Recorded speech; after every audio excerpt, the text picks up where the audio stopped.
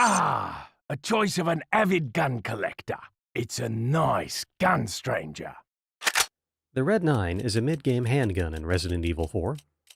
If you've played the game, you know that it's the strongest handgun for firepower and therefore the best for bullet economy with the most common ammo type in the game.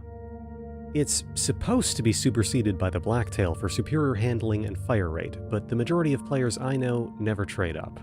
You'd think with a gun that stands out this much it would get some adjustments in future versions, and while that is true for Remake, the Red-9 was actually buffed for the re-release of the original game, bringing its endgame power from 5 to 6.5. I'm not just using the Red-9 exclusively for this run because it's my favorite. I also strongly believe that the lesser firepower of other handguns would not be able to deal the appropriate damage to defeat each boss on its own. The gun's major downside is that its recoil is severe and its handling is poor, although this can be stabilized by carrying and equipping the gun's stock. Another advantage of other handguns over the Red-9 is inventory space, as with the stock, the Red-9 is basically taking the same real estate as a rifle or shotgun. Ian McCullum from Forgotten Weapons once said, "You can use the Mauser like a rather bad handgun, or you can attach the stock and use it like a rather bad rifle." Its magazine size is also subpar, with a slower reload than other handguns owing to its top-loading stripper clip.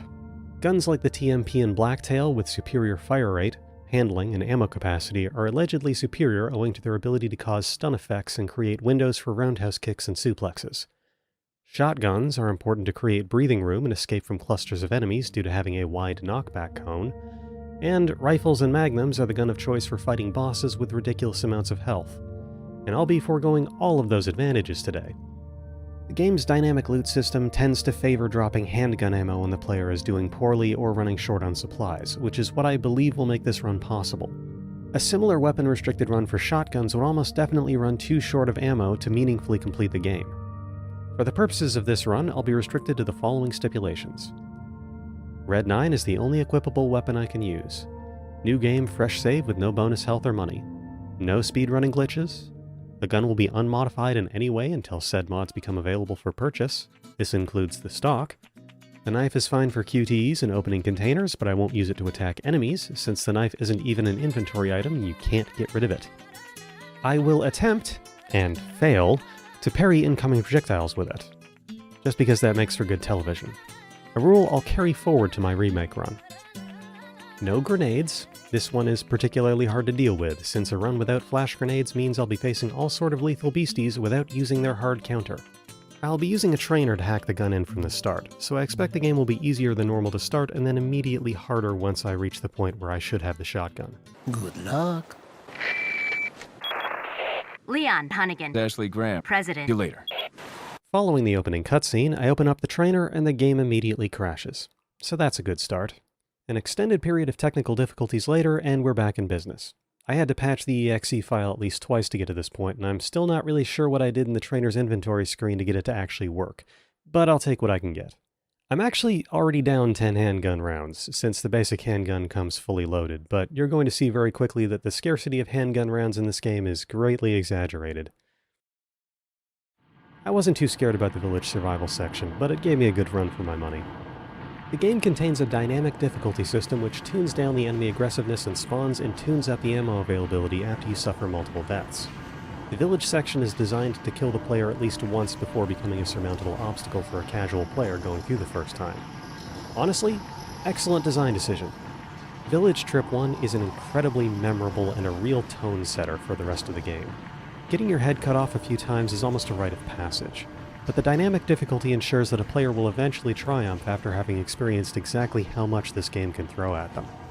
Without the shotgun, it's hard to capitalize on enemies bunching up together, and the small magazine and long reload of the Red-9 puts me at a pretty significant disadvantage.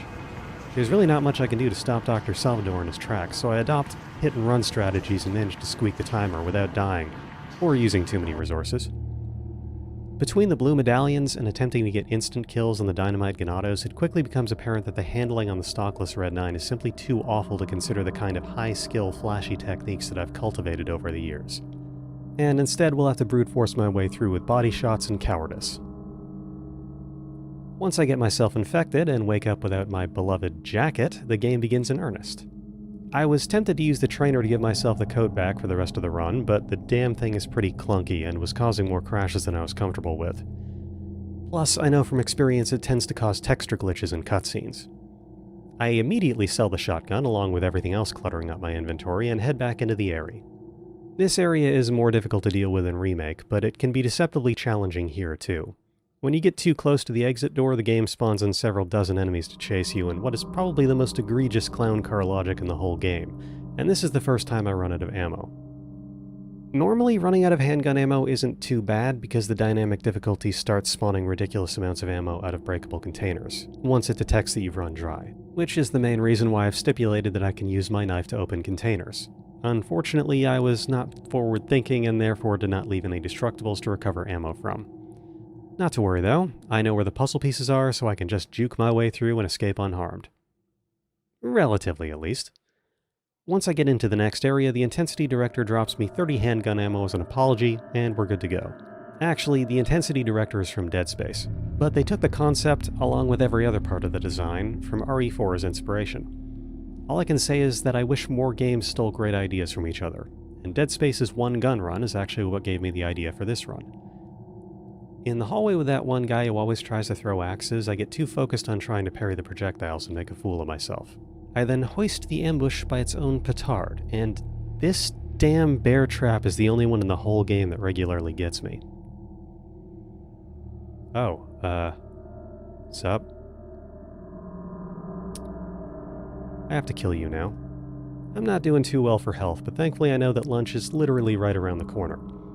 After an intimate moment with the big cheese, I recall the next major obstacle.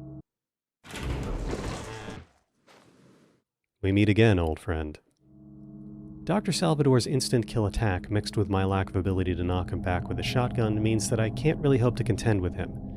If I could reliably knock him on his knees, that would be something, but in both versions of the game, knockdown states are pure RNG. I remember the correct symbols for the rotation puzzle, but I've forgotten the minimum turn solution, so I waste more time than I should on the green cat's eye. By this point, I'm very aware that the majority of loot is going to be worthless to me, as I only need enough pesetas to upgrade one pistol and buy the combat vest. But after a dozen or so casual playthroughs, my feet know the way and my brain follows after. I try to shoot the vipers that spawn in containers where I can. At least the ones that I remember. Normally I'd flash grenade these crows in order to get a lot of money and a flash grenade back, but I both can't and don't need to. Walking around this arena listening to the big boy snore is filling me with dread, as the Gigante fight is probably the encounter I'm second most scared of. If I don't have enough ammo going into the fight, I won't be able to beat it. That's an issue for all bosses going forward, really. If the boss's HP value exceeds the total HP damage that I am capable of inflicting with the ammo that I take into the fight, then I've effectively soft-locked myself. This is the essence of survival horror as a genre, so it's nothing new, but what is new is that the HP value of each boss will be tuned assuming that I have weapons that I don't, and also there will be ammunition and grenades in the fight factored into that HP value that I won't be able to utilize, but are definitely intended for progression. Also, on a normal playthrough, even if you run completely dry on all ammo types, it's possible to crawl your way back up by using the knife. Knifing an enemy in the face opens up a roundhouse kick opportunity, and then you can spam the knife on the grounded enemy, which will then definitely drop ammo when it dies. But I'm not using the knife offensively outside of QTEs, and even then I'll do it as little as possible. This will be less of an issue once the Red-9 gets some upgrades, as 6.5 damage per shot really adds up fast. But in its current state, I am using what is probably statistically the worst gun in the whole game. When you first purchase the Red-9, you have immediate access to its first level of tune-ups alongside its stock. An unmodified Red-9 was effectively never intended to be used at all, and I won't have access to its modifications until after I find Ashley. Passing through the swamp, I realize that I've established a trend of simply running from combat encounters. This may be a lot closer to the intended route of these levels. I tend to kill every single enemy that spawns until the music stops playing when I'm on a casual playthrough, but over the last hour I have become painfully aware of my limitations, both those of skill and equipment. Right. Del Lago. Somehow I always forget about Del Lago. I'm not counting this as a failed run. I'd shoot Del Lago with my gun if it let me. Also, the harpoon isn't an equipable weapon. Always read the fine print. Simply put, this boss is awful. A combination of early 2000s physics engine tugging your boat around and really stiff light gun aiming with a lot of animation lock. This game came out 2 months after Half-Life 2, but it really reminds me of how much of a leap the Source engine was at the time. Del Lago has a reputation as a run killer for speedruns. Sometimes you just get unlucky and there isn't much you can do to avoid getting hit. I've had a lot of issues with it in the past, but today I got through without much trouble. After a quick 6-hour nap, we hit the rapids.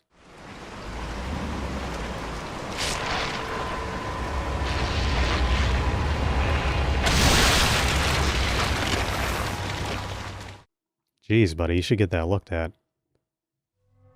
Once I turn off the waterfall, there's going to be a crowd of people rushing at me from directly where I need to go, and without a shotgun, pushing through crowds is largely a matter of hoping for good headshot RNG to get a kick opening. But I'm not worried about that. I am incredibly not worried about that. Observe.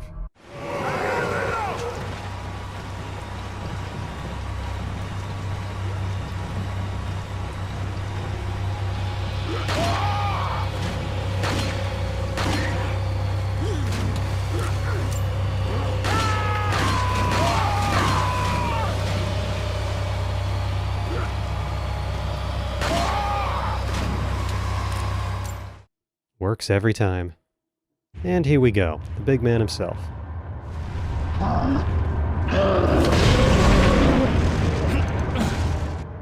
I'm okay. May not be able to see health on that bar, but I'm okay. What he did there was rip a tree out of the ground and throw it at me. It's pretty difficult to avoid unless you remember that it's coming. Hey, it's that dog.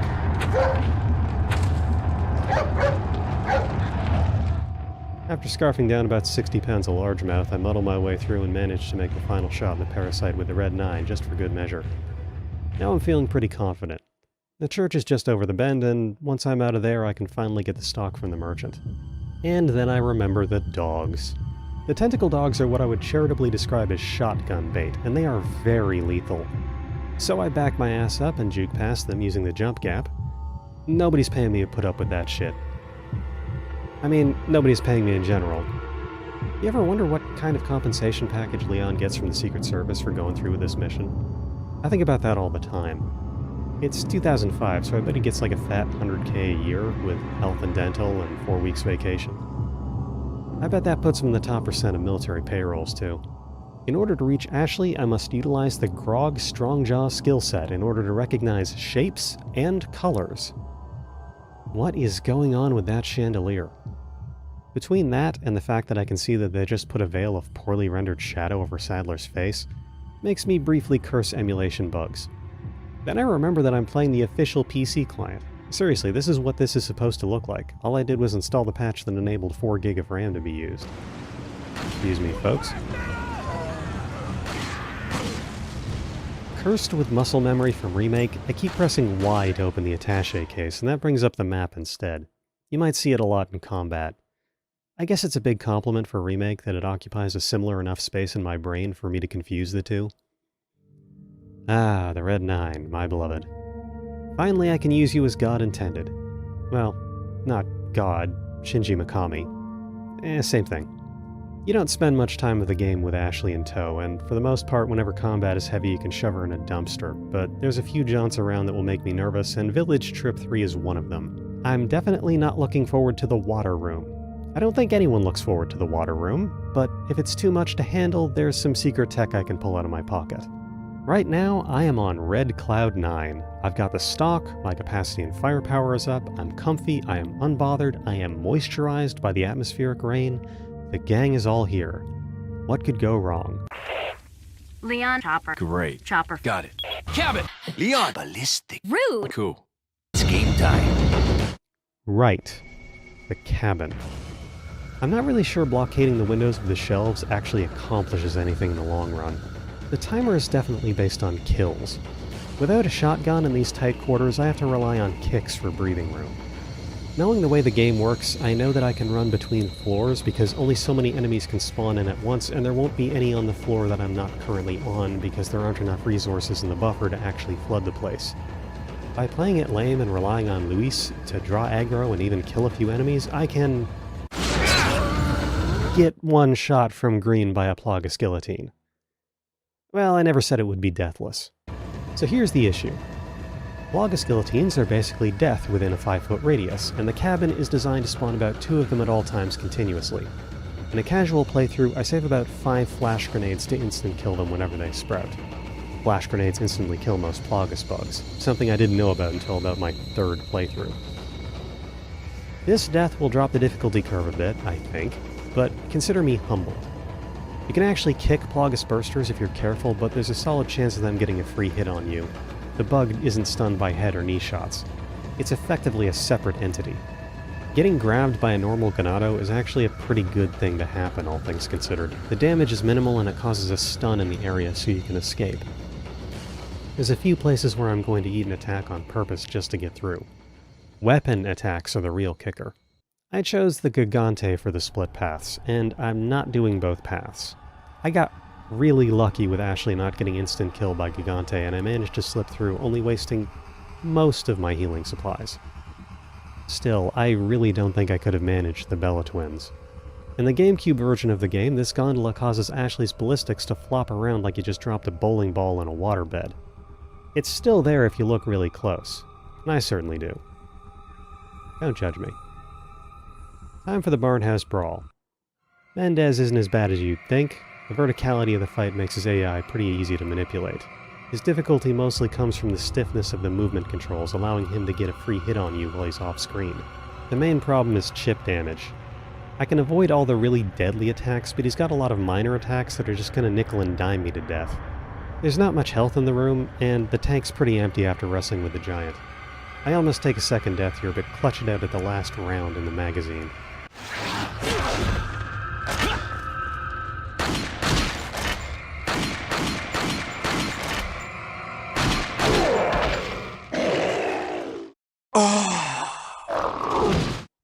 The game doesn't random drop ammo for guns you don't own, for the most part, and I only have one gun, so even if the chances are low, it's near about the only one getting pulled. I'm not stopping to grab the gold from the truck, it's worthless to me. Same for the Velvet Blue. Have fun storming the castle! From here on out, it's going to be a pretty uphill battle. I don't have an answer to shield bearers, who are usually hard countered by the shotgun or rifle. It's not too bad to start. I get Ashley blown up by the catapult once, as is tradition, and then it's pretty clean right up until the first shieldy boys. An additional obstacle is a new type of burster. These giant maw types will instantly kill you when within range. Basically an upgraded version of the guillotines, although with the advantage of a much larger and much more clear hitbox. Navigating a battlefield with shields that I can't meaningfully damage and walking game overs that I have to kill first is quite thrilling. The strategy to avoid the shields ended up boiling down to using Ashley as bait. She can take 1 or 2 hits from them, and the opportunity opens them up wide to attacks. I see the game over screen of Ashley being carried away for the first time in over 10 years, die to the shieldy boys, and then crank a 90 on the ambush when you pick up the key. I get the impression that this is the intended purpose of this explosive barrel, but your reaction time and execution need to be almost frame perfect to pull it off. Say hello to the Chimera relief. To get through this thing, we need to get 3 puzzle pieces, and getting past this one wall takes what feels like half the game. It's probably closer to a quarter, but for the next few hours we'll be going through a series of completely disconnected and sometimes comically improbable rooms to gather bits for this thingy. There's really no other way to put it than that everything about this wall is filler. So let's run the gauntlet. The Matador fight with Blind Wolverine turned out pretty boring, actually. It plays just like it usually does, except about 4 times as long. I never once actually managed to kill this guy with this lamp, and I'm apparently not starting today. The Water Room, as it's colloquially known, is a sharp increase in difficulty midway through the game. Potentially the most difficult area overall. I could talk about the design on this for an hour, but thankfully I know it like the back of my hand, so I know that I just need to rush down to the basement room in the middle and have Ashley stand on one plate while I stand on the other. This traps us inside as enemies filter in through a choke point, but just in case you felt safe, there's also a hatch in the ceiling that can drop an enemy in behind you if you're not looking. I know for a fact that if you die in this room multiple times, the shields and crossbowmen despawn by about attempt number 3, and that was the backup plan. But against all odds, by simply shoving Ashley on the ledge and doing the absolute bare minimum to keep her alive while kiting the swarm around this fountain, I got through it without a single game over. Kinda crazy after getting 2 game overs in the gatehouse. There's a fine line with a challenge run like this between feeling unfair and feeling like an exhilarating new experience, and believe it or not, the water room had my heart pumping the whole time. I was having a blast. Now, for the first time since we rescued her, Ashley is taken away, and we're back to not having to babysit. These invisible enemies are more frightening than they are dangerous, and using the Red-9 to kill them is nothing new to me, although shotguns definitely take the edge off. Money is worthless to me, so I have no idea why I tried so hard to get this cultist pendant, but I did manage it. This next room is the one with the heavy machine gunner. It's a quasi-scripted trap that you are made to fall into, but with foreknowledge, good shooting, and quick thinking, you can manage to take him out before ever seeing the trap sprung. Once again, it takes me a minute to remember the Minturn puzzle solution. On the heels of the machine gun trap is 3 RPG launcher traps. This whole section of the castle starts to follow cartoon logic.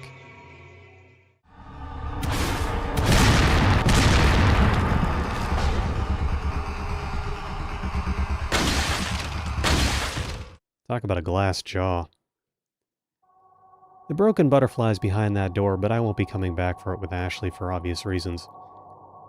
The instant that I see the maze, I feel a stone drop in my stomach as I remember that I now have to fight about 20 tentacle dogs, and I haven't even attempted to fight them in earnest yet. I'd just plumb forgotten about this encounter. They do take a few good bites out of me, but with a combination of backing up and fanning the hammer, I get through without too much trouble. I do get mildly lost in the world's least complex hedge maze. I swear Remake has overwritten sections of this game in my brain. I find it funny that both MGS3 and RE4, which came out within 2 months of each other, pushed the whole knives are better in close quarters than guns thing. I've always felt weird about taking the pearl mirror in this guy's bedroom and selling it back to him.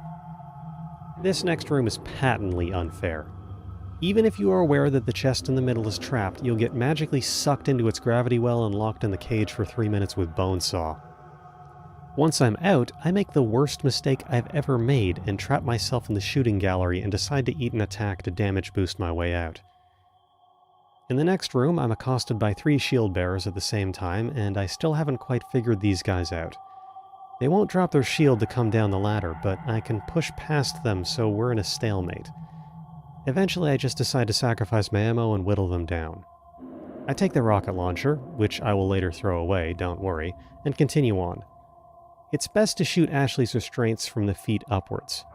2005 me was very impressed by the way that she would attempt to free herself if the top 2 restraints were shot first, but it makes it much easier for her to be shot on accident. Boy, this would be an embarrassing time to run out of ammo. The Ashley section is, quite frankly, a breath of fresh air in any playthrough, as its difficulty is minimal and doesn't rely on equipment or consumables. These throwable lamps are fine for the run, by the way. They aren't equipable weapons. This is like saying, no using exploding barrels. Get out of here with that. Now that we've rescued Ashley, we're going to immediately leave her behind and dive into the lava room. The lava room may sound scary, but believe me, I would rather go through the lava room 20 times in a row than the water room once. Now we have all the Chimera ornaments. A little uninspired, don't you think, Salazar? To get the Ladies' Cup, we have to get locked in a room and fight 4 armor Plagas in a row. I was pretty apprehensive about this, due to them being fairly tanky, but it wasn't even that bad. What was bad was that I left this room with barely any ammo to speak of, and a squadron of Ganados between me and progress. I run dry on ammo and take a death on purpose here because I can't foresee any way of salvaging this situation without using the knife offensively, and when I reload, I rethink my strategy a bit. I've been carrying around a lot of fixed drop ammo for weapons that I don't have, as well as the rocket launcher. And after going fully dry, I opt to just drop everything in my attaché case that might be perceived as a useful resource in order to convince the game to be less stingy. Normally, I'd shoot this Navistador hive down, but I don't have the ammo I need to do that, so I'm heading into a pretty serious encounter. Fighting a swarm of Navistadors with only a handgun and less than 30 rounds is hairy, but they are really some of the least lethal enemies there are.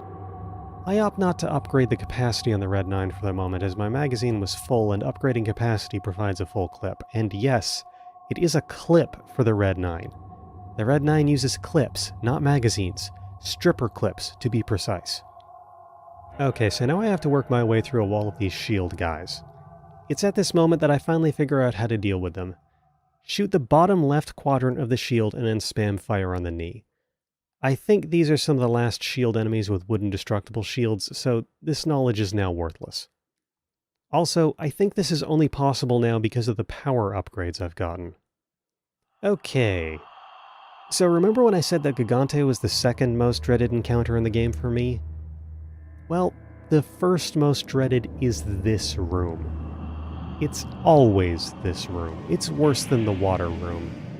The Ganados have low health pools and they move around really slow, but there's just so much that can go wrong. I was doing okay, and then somehow one of the Wolverines perceived me despite making no noise and I got decapitated.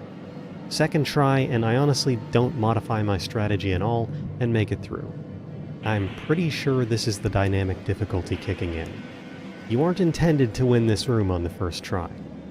Once the Ganados are dealt with, it's clean, divide, and conquistador. Now that I'm past the dreaded double date, my main concerns are getting into the Salazar boss fight with enough ammo to win, and also, I recall a Dr. Salvador spawn in the excavation site. So now I'm up against Salazar's right hand. Poor Salazar using his right hand to clean up the mess. I hope he remembers to eat with his left. I'm gonna give the boss a good old college try, but it is an optional fight. You can either kill it or wait out the elevator, which takes 4 minutes to arrive. I nail all the liquid nitrogen tanks and empty into them as hard as I can, but I'm on the last tank and I run out of ammo. There aren't any breakables down here. I've effectively determined that I cannot mathematically win this fight with the potential damage that I have brought in. Eat a death, and then it's on to plan B. Laming it out like it's cross-tekken. I still use the nitrogen tanks to slow it down, but this time I'm scared about it. While trying to lure it into the room with the third tank, this happens.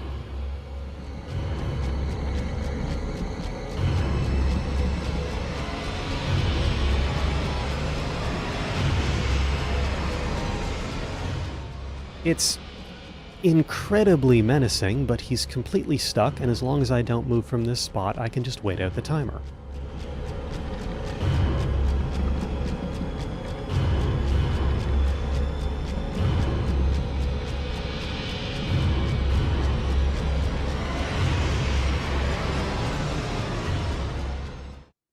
Four minutes is a really long time. Down into the mines. After a while of shooting cultists, going back to villager Ganatos is a breath of fresh air, especially since a lot of these carry dynamite, which makes for the most satisfying trick shots. Oh god, this was not the Salvador spawn I remembered. Well, thankfully the Red-9 upgraded to this degree can shred Chainsaw Men with relative ease, and thank god, because as it turns out, I forgot that I'll be rubbing elbows with about a half dozen more of these. Why did the Leather Daddy Giant need a gag? You can supposedly kill both of the giants in this fight with the lava trap, but it has to be at the same time, and I've never managed to get the stars to align on it. I drop the normal Gigante into the pit and then do my best to take down the Leather Daddy, only to discover that once again I am at a damage potential deficit. Plan B is to try to get the double drop. There's an instant game over that you can trigger after dipping a Gigante, to quickly restart after not getting it right, but after a lot of attempts, I lost patience and decided to settle for dropping the Leather Daddy in first, and seeing if I have the ammo to drop the regular Gigante. I empty my magazine on the parasite and then rush up to execute the MASH takedown, and it's just barely enough. But now I'm rushing into a new area that has enemies in it, and I have no ammo, and the breakables on the way are shotgun shells and an incendiary grenade. Thanks for nothing.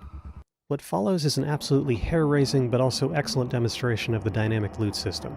There is 10 handgun rounds on the floor of this room as a guaranteed spawn. By converting this into a small amount of enemy kills, I then get enough handgun ammo to clear the room, and by the time I leave I have a staggering 120 handgun ammo. Also, most of these enemies die in a single shot because the game knows I was completely dry and died a lot of times.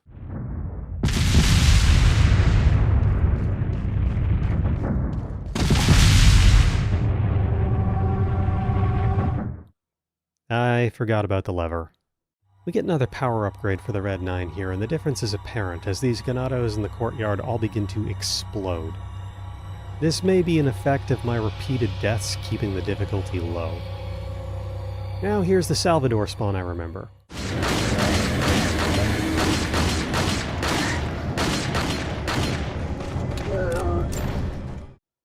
How tragic. But I forgot there were actually two. But the Red-9 is basically a mini Magnum now. The minecart ride is uneventful, just mashing the trigger on Dr. Salvador's again. And then I die to the finishing QTE and have to do it all over again. Huh. Weird. Weird that you can shoot the lever on the back of his head, but not the one on his chest. After Gigante's bugs and Mr. Bones' wild ride, it's nice to be back to normal gameplay. Huh. Well, I know that the mash prompts get harder if you're at low health, so I'll snort some herb and... Okay, so it turns out that the mash prompts are tied to the frame rate. If you want to reliably pass this one in particular, you need to back out to the main menu and set your FPS to locked 30. Which I then have to keep until I reach the top of the tower because there aren't any typewriters. You won't be able to tell because I'm poor and can only record this at 30 FPS, but the game is now substantially uglier, more sluggish, and less responsive. Sick. I'm sweating the whole way up this tower because there's a boss fight at the top, and if I don't manage my ammo correctly, I'll have to reload progress and hope to come back at it with more. Unlike Double Gigante or Right Hand, there's no bypass for this fight. You have to win it. Truth be told, I've never fought Salazar Prime legit. It's at this time in the game that the broken butterfly is starting to look pretty spiffy and can blow away just about anything in 3 shots. Or if you've held onto it for this long, the RPG that you got for free in the castle is usually used here. I can't do either of those things, and will instead just have to get good. Hey look, he does eat with his left hand. Good for him. Okay, so the boss basically is shoot the orange eye and then shoot Salazar while mashing buttons to dodge the tentacles. When the left hand opens up to eat you, you need to drop to the lower level. The better strategy, though, is to just stand in the exact middle so that the tentacles can't reach you. Prioritize shooting the eye and then Salazar when the left hand is down. Overall, this is actually a complete pushover, and I walked out with over 100 rounds of ammo left. On to the island. My most significant worries are the regenerators and the final boss. Regenerators can be killed by just bucketing enough damage into them, at least in this version, and you can also manually shoot the parasites through trial and error. I know for a fact that you can kill Sadler without the red launcher. I've done it, but I've usually done it with a broken butterfly or an infinite ammo hand cannon. The red launcher is an equipable weapon, so I am tempted to consider it a run failure. Thankfully, the detonation countdown doesn't start until after Sadler dies, so I can take my time and lame it out. The easy way to fight Krauser is also off the table, since you're supposed to knife him to death. Okay, so bad news, I lost the footage for the first few hours of the island. I set up a new directory to record footage in and then forgot to turn it back on after testing that it worked. So for the next section, you'll be seeing non-canon dramatic recreations that I lazily reshot later using the saves that I had made. After beating Salazar, the Red-9 finally has access to its exclusive upgrade. The gun now deals the equivalent of 6.5 rounds of the gun from the start of the game, and it actually deals more damage than the baseline shotgun. I still have to play carefully though, because damage isn't everything. It's difficult to describe how much the design was built around being able to abuse the knockback of the shotgun. These giant armor guys? Total pushovers. You might only be able to shoot half their face, but they're all talk. Excuse me, sir? So most people considering a weapon-restricted run of RE4 might think it's impossible to use anything but a rifle, because you can only spot the parasite on a regenerator with the thermal scope. Joke's on them, we won't even be picking up the thermal scope today. We don't need it. The lethality of regenerators is rather low. I'd actually rather tango with Tall, Dark, and Handsome here than a headburster of any variety. The fact is that their slow and deliberate movement, interrupted by incredibly fast attack animations that have always had highly detailed cutscenes, has a profound psychological effect. On top of which, the level design is focused specifically around them. I would call it artisanal. The first 2 regenerators can be run past if you don't hesitate, but after that, all of them will be mandatory fights in small, claustrophobic areas. Unlike enemies such as Gigante or It, where the game's controls are just a little too stilted to provide the correct game feel, The regenerators are the right proportion of slow and dangerous to actually work here. Speaking of which, the following few areas are where the game starts to really lean on the concept of spawning enemies directly on top of you, and in one case, spawning them out of thin air. This guy that hits the button does not spawn from anywhere, he just appears. By this late in the game, normal ganados are something that the player has a lot of experience with and are no longer threatening, so the encounter design just has to start getting cheesy. Fortunately for me, the name Regenerator doesn't actually mean that they have infinitely regenerating health. They just regrow limbs if they're shot off. They are definitely bullet sponges, but conventional approach still works. Perhaps it's a little ballsy to engage in pure bullet sponge attack patterns in a challenge run where going bingo on ammo was a total fail state, but it's kinda my only option. The Regenerator has the key to Ashley's room. I don't know who gave it to him, but he has to die. Now that's Ashley back in the party. This one damn room, it gets me every time. Strictly speaking, killing these regenerators isn't necessary, and I probably should have tried to sneak past considering how short of ammo I ended up, but I ain't no coward. Funnily enough, I had no problem in this section on the first go, but on the reshoot for the footage I actually ended up too short on ammo to get through, so I had to reload to get better spawns. Always rotate your saves, folks. It doesn't just save footage, it saves lives. These regenerators and the one with Ashley's key gives you a pretty hefty discount on ammo by existing next to explosive objects. The one in the hallway with the shutters doesn't. I end up having to evade it since I only have 2 bullets left. There's a big supply to refill before the section with the bulldozer, but it's literally all ammo I can't use. So I reach a new low point and meditate on whether blue flames might be hotter or colder than the normal type, and then it hits me. I'll buy it at a high price. Thank you. It's a well-known trick that upgrading ammo capacity for a gun in RE4 fills the magazine on said weapon. It's most useful for magnums since those bullets are so rare that a full magazine of those might account for a third of the budget across the entire game. My Red-9 is already fully upgraded, so I can't abuse this property anymore. Or can I? You see, I have an insane amount of pesetas, and can't really use them for anything. So if I was to, say, completely flush 160,000 pesetas down the drain, it wouldn't account for much. I already have the combat vest by this point, and there aren't any more first aid sprays to purchase. What can I say? If it's a stupid idea but it works, you can thank me later. After clearing the bulldozer section, I realized that this was unnecessary. Most of the enemies that board the dozer die in a single shot. This is a kind of quantity over quality affair. If I resolved myself to save scumming the first 2 enemy drops, I could definitely have clutched it out without having to rebuy that gun. In the back of my mind, this was now another fallback plan for if things ever got this dire again. I still had almost every treasure in my inventory unsold in case of a rainy day, but thankfully, that would turn out to not be a problem. I love the little tracker that Leon pulls out of hammer space here. It's small, but it keeps beeping and flashing bright red. Did the Secret Service think that no one would notice? Friend.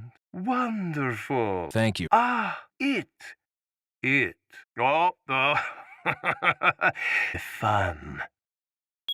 God, I love Sadler. He's so straight and to the point. He doesn't proselytize or lecture. He doesn't get self-absorbed or insecure like Salazar. He's evil, and he loves it. He doesn't think he's better than everyone. He's just supremely confident that he's going to win. He wants it more, and that's all that matters to him. I was never too afraid of it. It's mostly a gimmick boss fight.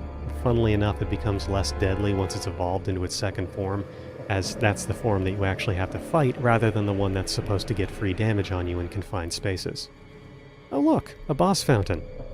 Shame all I can use is the herb. There's 2 explosive barrels in here, which will take the edge off of my ammo supply. Truth be told, I've never fought this guy legit.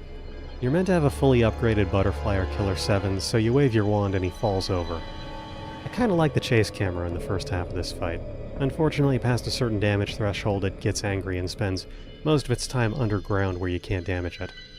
As shrimple as that.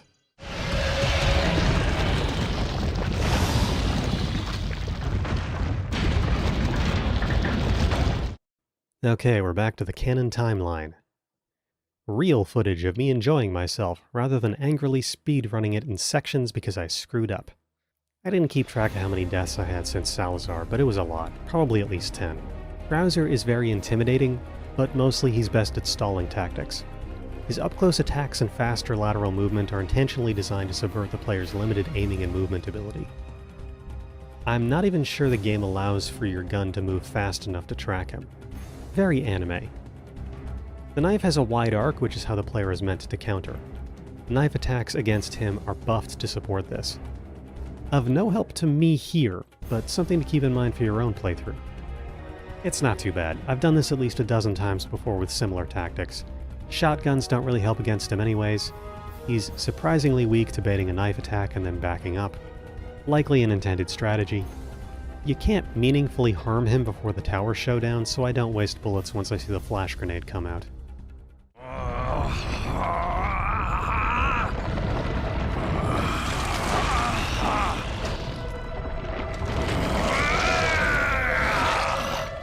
You ever think he could go back to normal after doing that? Like, is his life just irreparably changed because he wanted a sword arm for his climactic showdown with Leon? Is there an alternate timeline where Krauser lives happily ever after and there's a wedding photo of him kissing his beautiful bride as his gigantic sword wing arm throbs unnervingly? Would he be able to drive his kids to school? Or would he just grow another and fly his children to school? I think about that all the time. Right, anyway, the boss fight. If you get unlucky, he just spams his Bloodborne dodge and you don't get enough opportunities to damage him. Monk.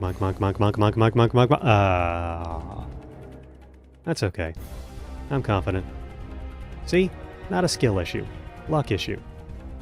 I'm not coping, you're coping.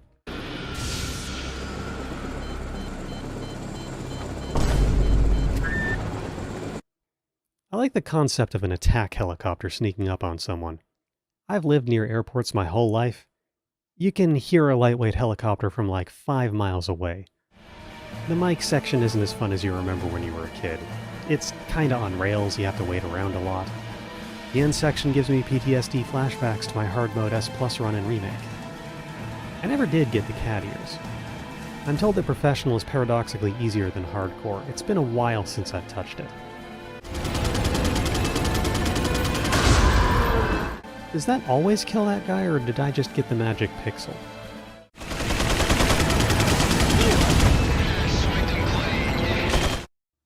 Why did you blow me up, Mike?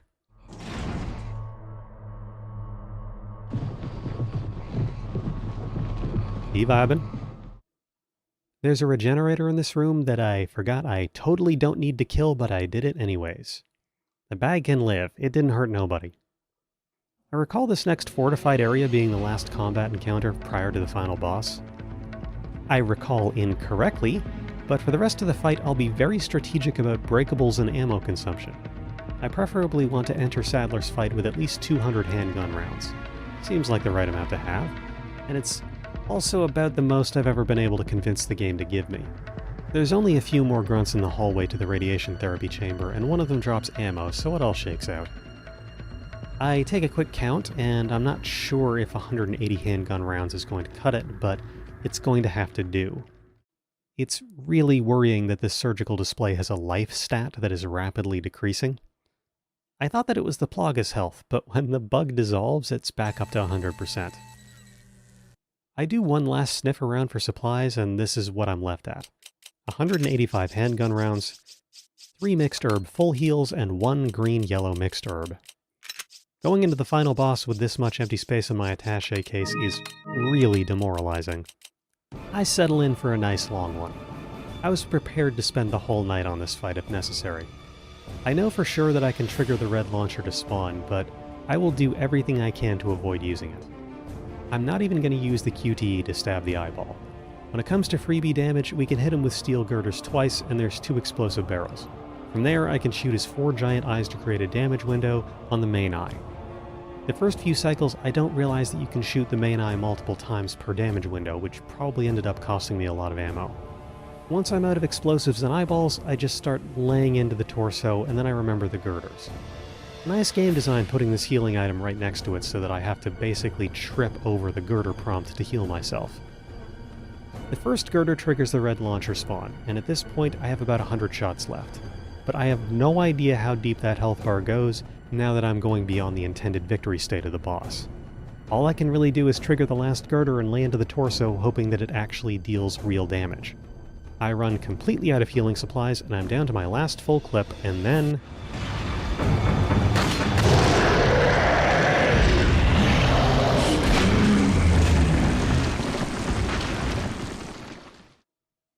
Didn't even have to retry. 33 bullets left, by the way. From here, the game basically completes itself. Remake has a few enemies in this sequence, but it's a pure victory lap. Complete the patented Shinji Mikami escape sequence. I'm glad that JoJo at Tango Gameworks managed to convince Shinji Mikami to produce Hi-Fi Rush with a chase sequence or shmup section at the end. I mean, there's still the on-rail sections, but... ah, damn it, he totally snuck one in, didn't he? It's like October or something during the story of this game, if the foliage of the village forest is anything to go by. That water must be freezing. I have to say, I'm pleasantly surprised. It's really rough in a few places trying to clear the game like this, but it's definitely possible. Remake, however, I don't think I'll succeed. This run was completed with a super buffed, definitely overpowered Red-9. The Red-9 in Remake has been appropriately balanced, on top of which, Remake is simply a more difficult game. I'll probably compensate for this by allowing the knife to be used. If I've learned one thing, it's that simply not using the shotgun is enough of a handicap to mix things up.